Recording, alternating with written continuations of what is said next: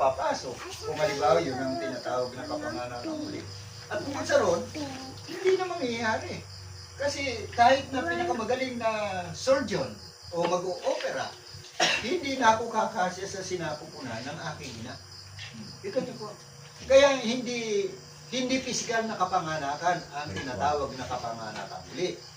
Kundi ito ay spiritual. Ipanganak tayo ng espiritu o ipanganak mula sa langit. Mula sa langit.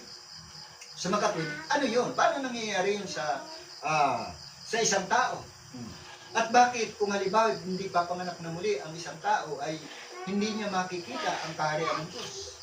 Siya ba ay bulag, pisikal, para hindi niya makita yung kaharian ng Diyos? Siya ba ay lumpo o disabled para hindi siya makapasok sa kaharian ng Diyos? So, hindi dito pinag-uusapan yung pisikal.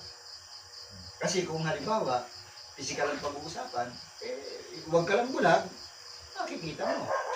Pero ang tandaan natin, ang kaharian ng Panginoon Diyos ay isang spiritual na kaharian. Hindi nakikita ng mga mata at hindi naririnig ng ating tenga o nararamdaman ng ating physical na Panginoon. Kasi spiritual na kaharian. So ngayon, ano ibig sabihin ng kapanganakan muli? At paano mangyayari ito sa buhay ng isang tao?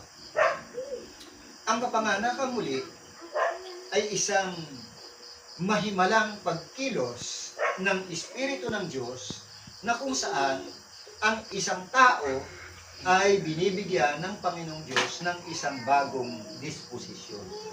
Kasi tandaan po ninyo, ang tao sa natural, ang gusto niyang masunod, yung natural ng hilig. Kaya tingnan, halimbawa ngayon, bagong taon, o kaya nung Christmas. Diba, nasaan yung mga tao?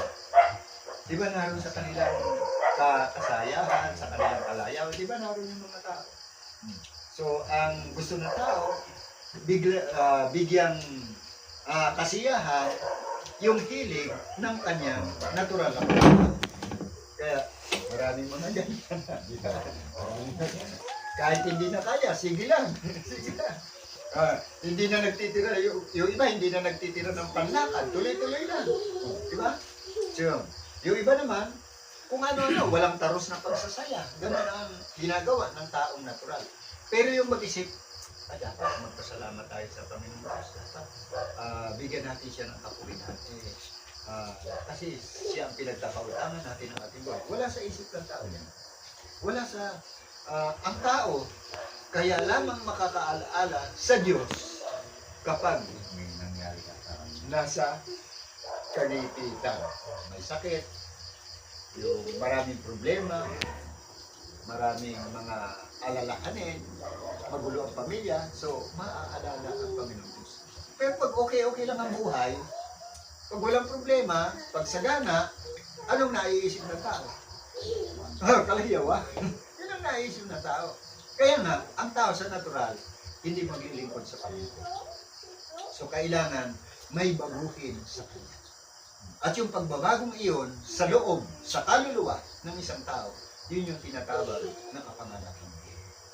Bibigyan ng tao ng isang bagong disposisyon nang sa gayon, yung dati na ayaw maglingkod sa Panginoon, yung dati ayaw sa salita ng Panginoon, magkakaroon ng pagkakagusto.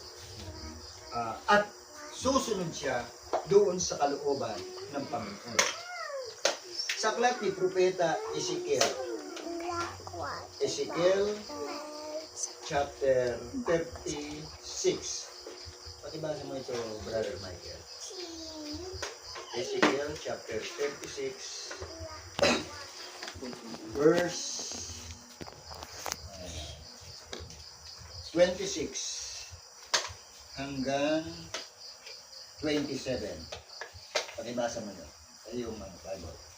Bibigyan ko rin naman kayo ng bagong puso at lalagyan ko ang loob nyo ng bagong diwa at aking aalisin ang batong puso sa inyong katawan at aking bibigyan kayo ng pusong laman at aking ilalagay ang aking espiritu sa loob ninyo at palalakarin kayo ng ayon sa aking mga palatuntunan at inyong iingatan ang aking mga kahatulan at isasagawa. Ayan.